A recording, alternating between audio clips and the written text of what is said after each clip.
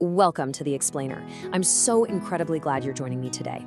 We're going to be unpacking some absolutely life-changing concepts, focusing specifically on the blueprint for better habits found in Chapter 5 of James Clear's groundbreaking book, Atomic Habits.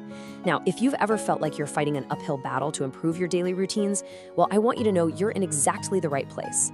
Let's explore how to make good habits not just possible, but, completely inevitable.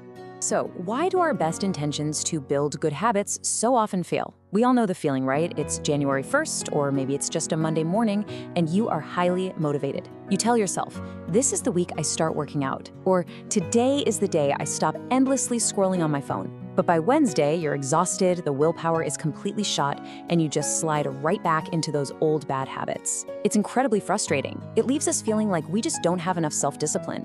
Okay, let's dive into this, because actually, the problem isn't you, the problem is your system. James Clear explicitly states that this is not some dry academic research paper, it's an operating manual, literally a practical step-by-step guide designed to solve exactly this problem of failed routines. We really don't need more sheer willpower or vague motivation. What we need is a foolproof set of instructions to rewire how we approach our days. And that brings us right to the first law of behavior change: make it obvious. To successfully change a habit, you first have to bring invisible automatic behaviors into your conscious awareness. Look at the vague intention here. I want to be healthier. I mean, we've all said that, right? But when you use vague statements like this, you basically leave your daily behavior entirely up to chance and fluctuating motivation. You're just waiting for inspiration to strike. Now, compare that to the concrete plan. I will exercise for 30 minutes at 5 p.m. at the local gym. There is absolutely zero guesswork there. That concrete plan is what psychologists actually call an implementation intention. It's a strategy you can use to pair a new habit with a specific time and location. This is literally the very first foolproof mathematical formula provided in the book for taking control of your daily routine. By defining the exact parameters of when and where you'll take action, you strip away the need to make a decision in the moment. The decision is already made for you. So the crucial point is applying this exact formula to your life. Just fill in the blanks. I will behavior at time in location. For example, I will meditate for 5 minutes at 7 a.m. in my living room.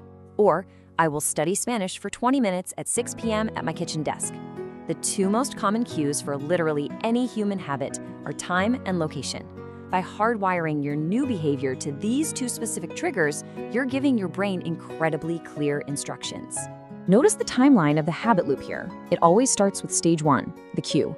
The cue triggers a craving, which motivates a response, which provides a reward. But without a clear cue, that entire process never even begins. When you establish a specific time and location using the implementation intention, you are artificially creating a glaringly obvious cue for your brain. You're drawing a line in the sand so that when 5 p.m. hits and you're at the gym, your brain knows exactly what is supposed to happen next.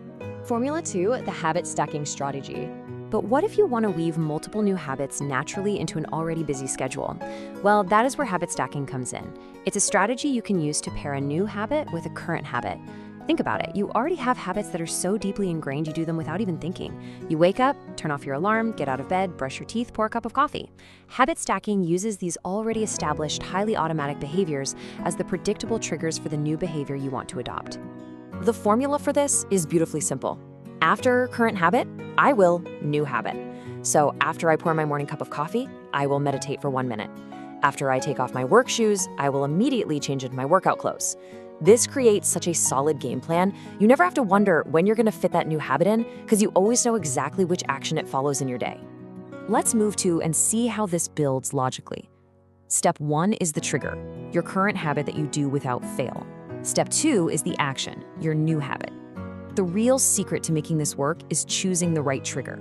The trigger needs to be something that happens with absolute certainty. If you tie your new habit to something you only do occasionally, well, your new habit will only happen occasionally. But if you tie it to brushing your teeth, you are guaranteeing it a slot in your daily routine. When you habit stack, you're leveraging a continuous cycle. You build an automatic feedback loop where the completion of one habit smoothly powers the start of the next. It basically turns isolated, separate actions into a streamlined machine. It's kind of like building an entrance ramp directly from your old routine onto the highway of your new goals. Everyday habit stacks, real-world applications.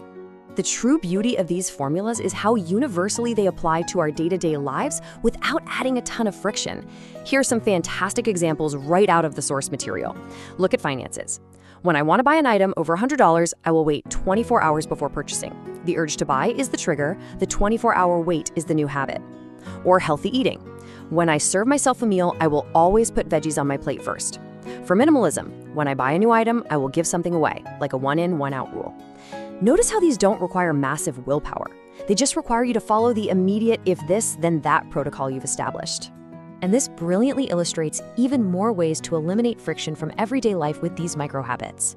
For exercise, when I see a set of stairs, I will take them instead of using the elevator. For your mood, when the phone rings, I will take one deep breath and smile before answering. I absolutely love that one. Or for forgetfulness, when I leave a public place, I will check the table and chairs to make sure I don't leave anything behind. Now, these are tiny micro habits, but compounded over months and years, they completely shift the trajectory of your life. Mastering your next move. As we bring this all together, just remember that behavior change doesn't have to be some chaotic struggle where you rely on feeling motivated. Let's be real, motivation is notoriously unreliable. By mastering the simple formulas of implementation intentions and habit stacking, you're creating an environment and a mental framework where good habits just naturally emerge. As James Clear states, the first law of behavior change is make it obvious. You can't change a habit you aren't aware of, and you can't start a new routine if the cues aren't explicitly clear.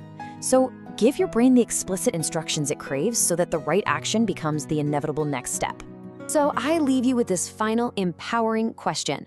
What is the very first habit stack you are going to build today? Don't wait for tomorrow. Look at your daily routine right now. Find an anchor habit you already do without thinking and attach just one small positive action to it. Thank you so much for joining me on this explainer. I really can't wait to see the remarkable results you build, one tiny change at a time.